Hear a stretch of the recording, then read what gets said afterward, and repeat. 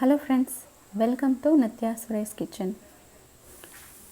இன்னைக்கு நம்ம கிச்சன்ல நான்வெஜ் ரெசிபி பார்க்க போறோம். பள்ளிப்பாளையம் chicken. இந்த chicken எப்படி பண்ணலாம்னு நம்ம பார்க்கலாம். இதுக்கு நான் 1/2 கிலோ அளவுக்கு chicken எடுத்துர்க்கேன். 1/2 கப் அளவுக்கு நறுக்குன தேங்காய் எடுத்துர்க்கேன். 7 வரமிளகாய் எடுத்து வச்சிருக்கேன். 10 பூண்டு எடுத்து பொடியா நறுக்கி வச்சிருக்கேன். கொஞ்சமா கறிவேப்பிலை எடுத்துர்க்கேன். கொஞ்சமா மல்லி இலை எடுத்துர்க்கேன். சின்ன வெங்காயம் பொடியா கட் பண்ணி வச்சிருக்கேன். இஞ்சி பொடியா கட் பண்ணி எடுத்துர்க்கேன். 50 ml நல்லெண்ணெய் எடுத்துர்க்கேன். 1/2 டீஸ்பூன் மஞ்சள் தூள், 1 டீஸ்பூன் கடுகு உளுத்தம் பருப்பு, 1 டேபிள்ஸ்பூன் உப்பு, கொஞ்சமா மசாலா அரைக்கிறதுக்கு எடுத்து வச்சிருக்கேன்.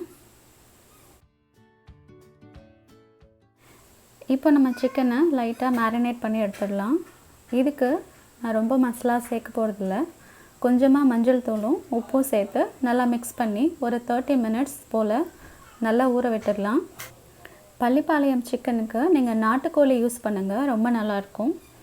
நாட்டுக்கோழி கொஞ்சம் வேகிறதுக்கு டைம் எடுக்கும்.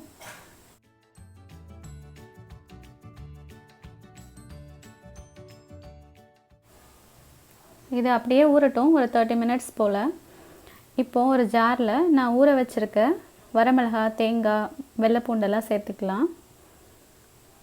3 மிளகாய் போல் ஊற வச்சுருக்கேன், அதை இதில் போட்டுக்கிறேன். ஒரு துண்டு இஞ்சி போட்டுக்கிறேன். 4 வெள்ளை பூண்டு போட்டுக்கிறேன்.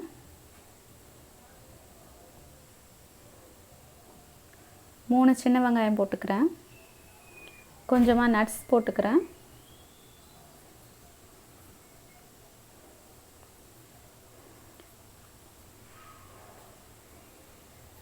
2 துண்டு தேங்காய் போட்டுக்கிறேன். இதை பொடியாக நறுக்கி ஆட் பண்ணிக்கலாம். இதை கொஞ்சமாக தண்ணி விட்டு நல்லா ஃபைனாக அரைச்சிக்கலாம். இந்த மசாலா ஒரிஜினல் பள்ளிப்பாளையம் சிக்கனில் கிடையாது, இது என்னோடய வெர்ஷன். நீங்கள் ஒரிஜினல் பள்ளிப்பாளையம் சிக்கன் பண்ணுறதா இருந்தால் இந்த மசாலா தேவையில்லை. இது நான் டேஸ்ட்காண்டி ஆட் பண்ணியிருக்கேன். இப்போ நம்ம எடுத்துருக்க வரமிளகாவில் விதையெல்லாம் நீக்கி எடுத்துக்கலாம்.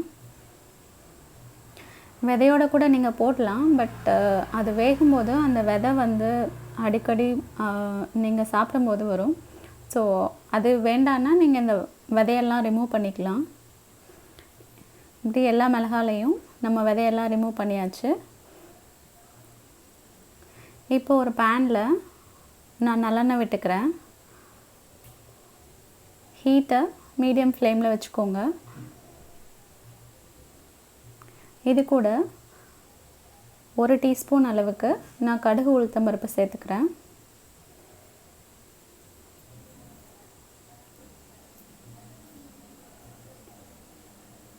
கடுகு வெடித்ததும் இது கூட நம்ம நறுக்கி வச்சுருக்க சின்ன வெங்காயம் ஆட் பண்ணிக்கலாம். சின்ன வெங்காயம் போட்டு நல்லா வதக்கி விட்டுடலாம். சின்ன வெங்காயம் நல்லா லைட்டாக கலர் மாறினதும் அது கூட நம்ம நறுக்கி வச்சுருக்க பூண்டு ஆட் பண்ணிக்கலாம். பூண்டு நல்லா வதக்கிக்கலாம்.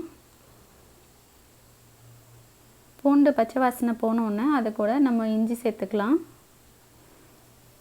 இதை ஒரு 2 நிமிஷம் நல்லா வதக்கி விட்டுடலாம்.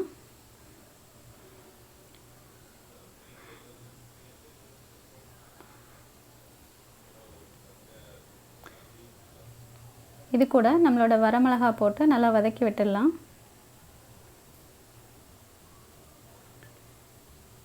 இப்போது நம்மளோட கருவேப்பிலை சேர்த்துக்கலாம்.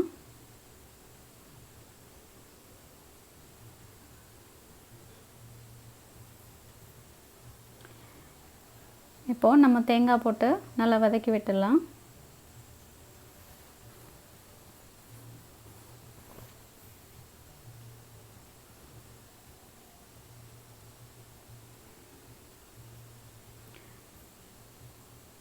தேங்காய் நல்லா வதங்கிடுச்சு. இது கூட நம்ம சிக்கன் பீசஸ் ஆட் பண்ணிக்கலாம். இதை நல்லா மிக்ஸ் பண்ணி விட்டுடலாம். இந்த பள்ளிப்பாளையம் சிக்கனுக்கு இந்த தேங்காயும் இந்த வரமிளகாலையும் நல்ல டேஸ்ட் கிடைக்கும். வேறு எந்த மசாலாவும் நம்ம ஆட் பண்ண போகிறதில்ல. இந்த சிக்கன் வந்து கோகனட்லேயும் இந்த வரமிளகாலையும் தான் குக் ஆக போகுது. அது ஒரு டிஃப்ரெண்ட்டான டேஸ்ட் கொடுக்கும்.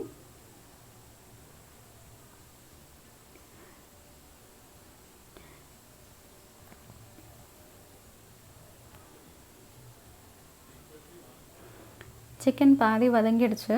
இந்த டைமில் நம்ம அரைச்சி வச்சுருக்க மசாலா ஆட் பண்ணி நல்லா மிக்ஸ் பண்ணிக்கலாம். மசாலா வந்து எல்லா சிக்கன்லேயும் கோட் ஆகிற மாதிரி நல்லா மிக்ஸ் பண்ணி விட்டுக்கோங்க.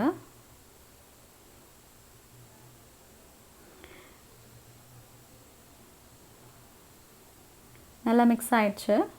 இதை மூடி போட்டு ஒரு 15 to 20 minutes போல் நல்லா வேக விடணும். நம்ம தண்ணி எதுவும் இதில் ஆட் பண்ணலை.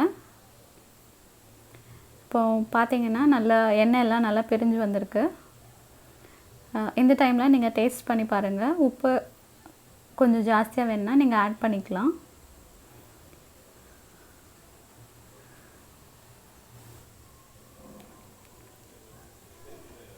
நான் ஒரு பிஞ்ச் அளவுக்கு உப்பு சேர்த்துக்கிறேன். இதில் தண்ணி ஊற்றாததுனால அடிக்கடி திறந்து மிக்ஸ் பண்ணி விட்டுடுங்க, இல்லைன்னா அடி பிடிச்சிடும். இப்போ நான் மூடி போட்டு கொஞ்சம் நேரம் வேக விட்டுக்க போகிறேன்.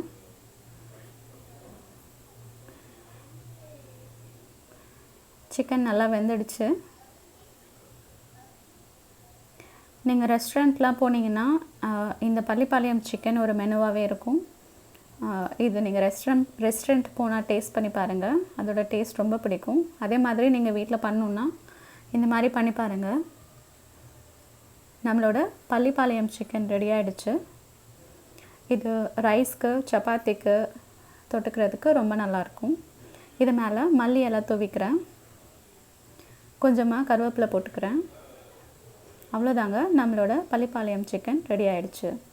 நீங்களும் இதை மாதிரி வீட்டில் ட்ரை பண்ணி பாருங்கள். ட்ரை பண்ணி பார்த்துட்டு உங்களோட கமெண்ட் ஷேர் பண்ணுங்கள். உங்களுக்கு இந்த ரெசிபி பிடிச்சிருந்ததுன்னா லைக் பண்ணுங்கள், சேனலை சப்ஸ்கிரைப் பண்ணுங்கள். தேங்க்யூ.